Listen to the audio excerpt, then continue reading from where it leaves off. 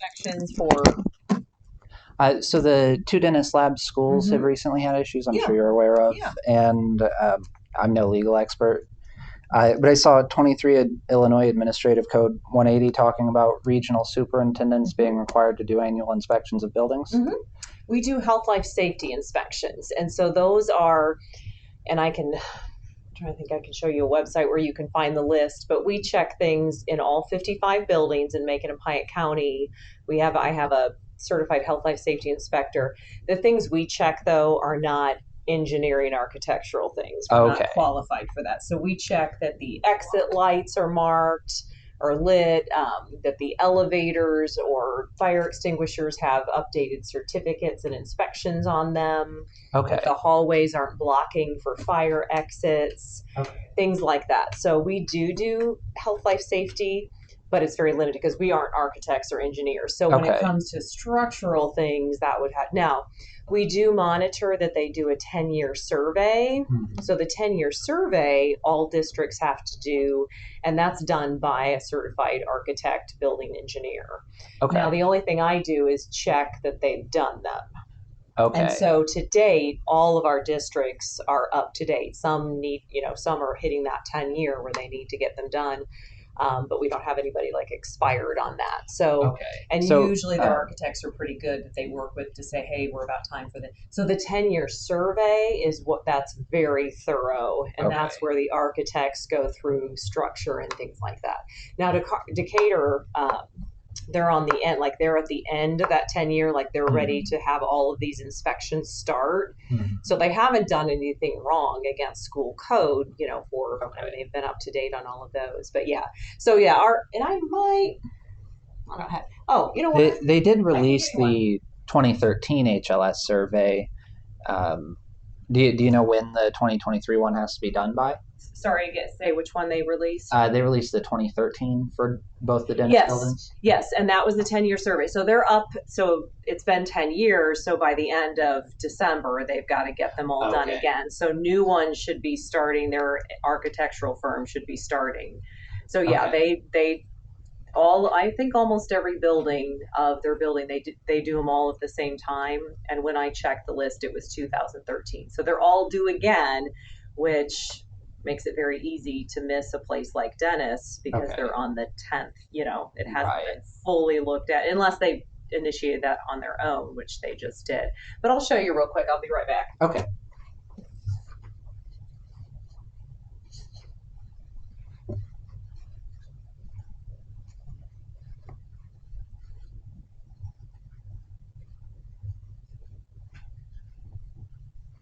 So we're more of a monitoring agency because I would definitely not claim to know any architectural engineering. So here's a list, and I'll let you keep it. Because this is public knowledge. It's not a big deal.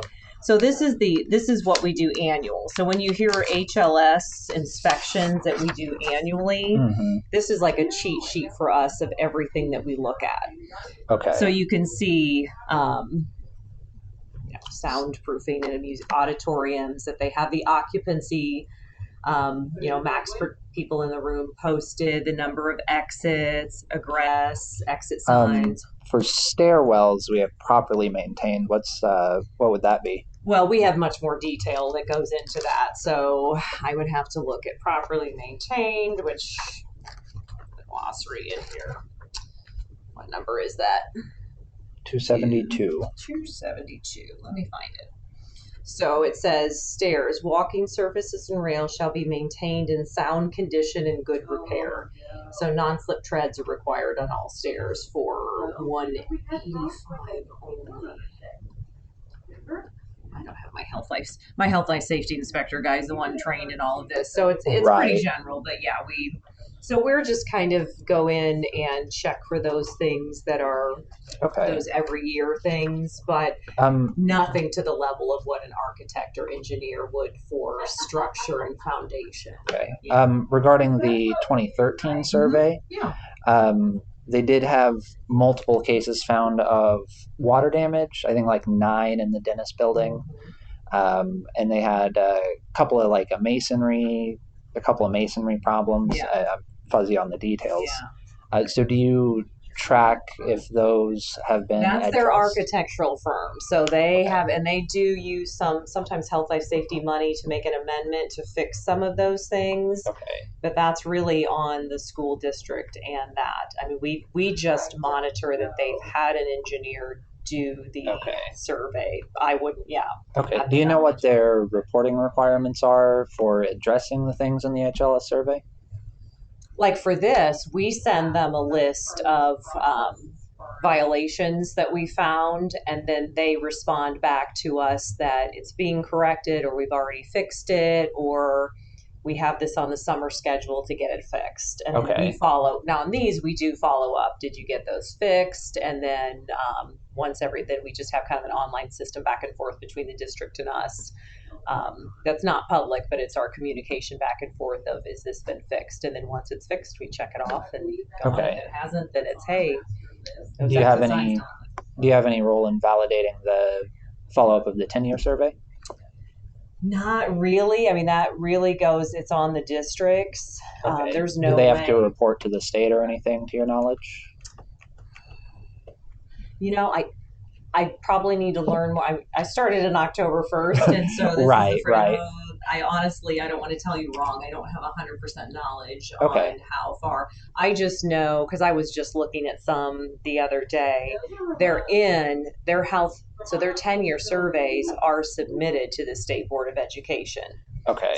So we're kind of that in between school districts and state boards. So we've checked that they've done it, but it's been submitted. Their 10-year survey is submitted to the state board in a system we call IWAS. And so the state board then can look at that and monitor. And I don't know at their level how much they follow through on. Okay. Do you know who the point of contact would be with the state board? I'm sure I can find it. You know what, a good one to talk to that I do know quite well is Bob Sondergath. Okay. I can spell out his name for you. He used to be a regional superintendent, and he did all of our health, life, safety training. So he is very knowledgeable of regional offices and school districts, and now he works at ISB. So he would be a great contact. Let me pull up. Better yet, I think I have his email. Let me grab my phone. Okay, great. Thank you. That's a good idea.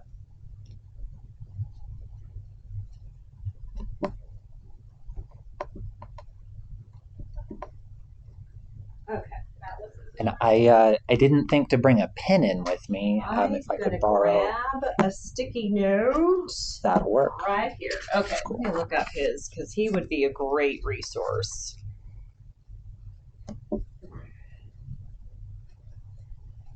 Hopefully he pulls up. Here we go. That's it. Okay. It is. Oh, that's funny. We were talking about a 10-year survey. So yeah, he is probably, I would say, one of the most knowledgeable on health, life, safety. So he could give you far more detail on that 10-year survey of what happens behind the scenes. And Bob Sondergath is his name. Bob Sondergath. And then I'm going to pull up his email. I think was just B.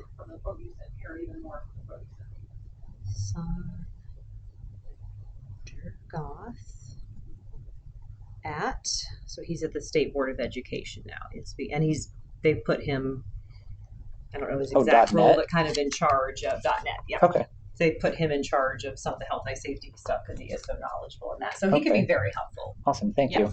Okay. And as far as the annual reports that you do, what's your experience been like with the district? Do they address most of the issues? Oh, yeah, absolutely. They've been great. I hired a new guy specific to focus on this so he could make that his priority because I'm way too busy for that. So he has been, and I'll go along and I monitor and read them. But yeah, I asked him the other day, I said, have you heard back? Because we have to turn in a report by June 30th saying that all the inspections have been done for this past school year, and that then we grade them. Like an A is no violations, a B might be minor.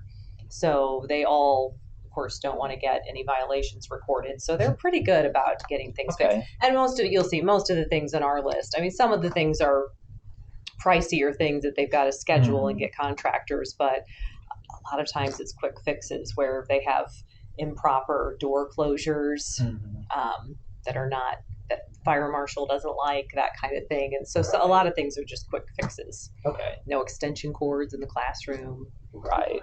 Hide them. Could I possibly get the information of your HLS guy that does those inspections? Yep.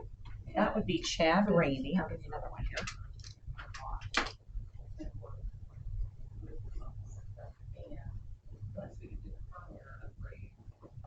He is just C. Rainey at ROE39.org. We're an org. Okay, cool. I think my last question is, do you know if, obviously there's some big problems with those two buildings. Do you know if there are state or federal funds available to repair historical buildings like those? Bob would be the one to ask that question. Okay. I could speculate because there have been construction grants and things there's been a lot of money that schools have used for construction. Right. And then there is health, life, safety money for repairs of these things, or I know on their 10-year survey, I see a lot of like amendments that have been done where things have been worked on and fixed. But as far as the funding for that, Bob would be the one that could tell you the history on that. Okay, cool. Yep. See you, Carla. Got one other question, and now That's okay. I'm spacing on it.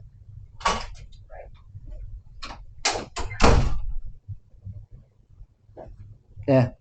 I guess it's gone. Maybe I'll think of it later and write it down. Write it down and ask Bob. He knows, yeah. All right. Thank you, Jill. All right. You're welcome.